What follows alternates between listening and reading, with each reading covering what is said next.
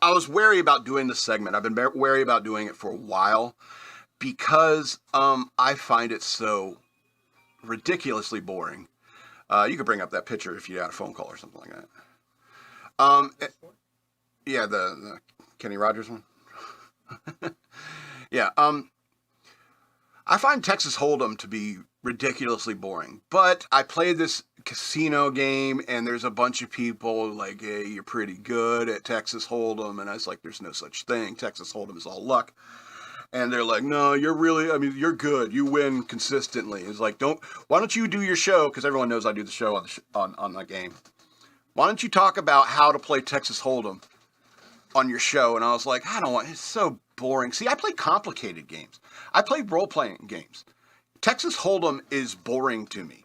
I play that casino game when I'm watching a video of something else. I'm watching a video on the Second Punic War, and I'm just playing Texas Hold'em. They're like, oh, I'm winning? Oh, I won? Okay. It's so like background noise to me. Playing a game like this is so ridiculously simple. I always say that Texas Hold'em is just a very slow community slot machine. All right? And to be honest, it's like if you want advice on how to play Texas Hold'em, it's really all contained in the Kenny Rogers song. You got to know when to hold 'em, you got to know when to fold 'em, know when to walk away, know when to run, and you never count your money while you're sitting at the table. There'll be time enough accounting for it when the dealing's done. That beautiful line of poetry sums up how to play Texas Hold'em. All right. First of all, you get two cards. I'm not going to pretend like you don't know anything about how to play Texas Hold'em.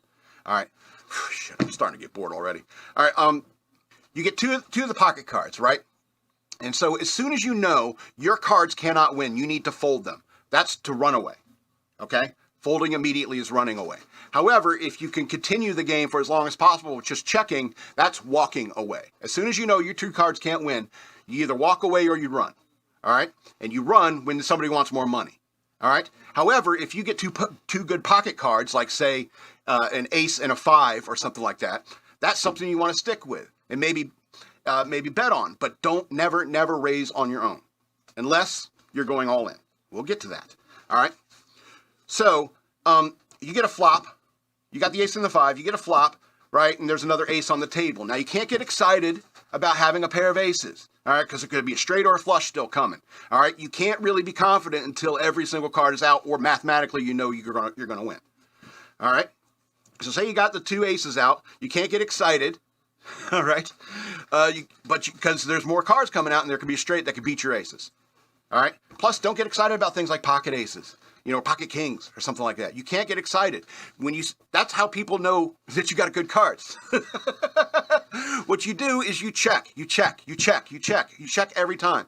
Unless you know you can beat anyone else on the table, if somebody else's raises, then you call. All right? And once mathematically you know you are going to win, then you go all in. That's the only time you go all in. All right?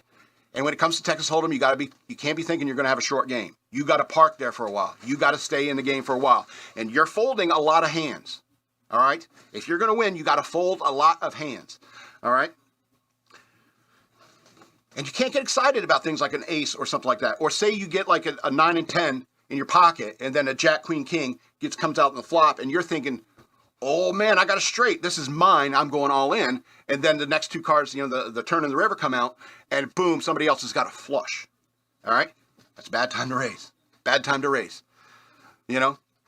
So you got to know. You got to know. Sometimes you'll know. It's like sometimes you even got to gamble that you're going to get a flush. All right? And that's the actual gambling part of it. All right? So say you got like two clubs in your pocket, and then two clubs come out in the flop. All right? You got 4. That's 4 clubs. That could be a flush, but somebody else has got a couple, like 2 pair. You could tell, right? But for 2 more cards, there's a 25% chance one of them is going to be a club. It might be worth like calling until you realize that you don't have a flush, and then you fold. You run. So knowing when to hold them, knowing when to fold them, knowing when to walk away, knowing when to run. All right? You got to do that for a long time. What was the other line? Is like, never count your money while you're sitting at the table. The blinds will swing like crazy. The blinds will swing like crazy, and you have to stick to your formula. You have to stick to this. It's like as soon as you know you can't win, throw them away. As soon as you know you will win, all in. You got to keep playing by it. So when the chips start swinging like crazy later in the game, when the blinds get real high, you can't be intimidated by that. You can't be intimidated by the giant stacks of chips that are moving around. All right? I mean, it's all contained right there in the song. And there's even other lessons in there, like don't get high on your own supply in that song. You know, because the gambler, he stole that dude's whiskey and bummed his cigarette and the light. Don't get high on your own supply. There's a lot of good life lessons in that song. But mostly, it's how to play Texas Hold'em.